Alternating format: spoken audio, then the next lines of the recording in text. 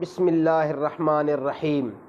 میرے محترم سامعین و ناظرین، آج جو میں آپ کی خدمت میں مسئلہ پیش کروں گا وہ یہ ہے کہ کیا حقہ، نسوار، سگریٹ اور پان کے استعمال سے وضو ٹوٹ جاتا ہے؟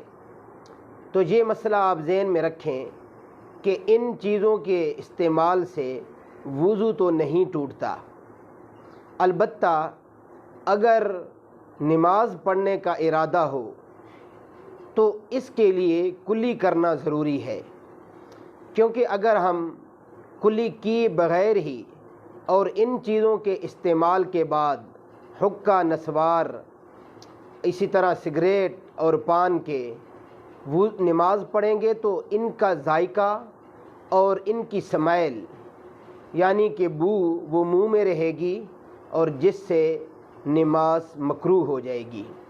اس لیے وضو تو ان چیزوں کے استعمال سے نہیں ٹوٹتا، البتہ نماز پڑھنے کے لیے ان چیزوں کے استعمال کے بعد کلی کرنا ضروری ہے۔ اللہ عمل کرنے کی توفیق عطا فرمائے۔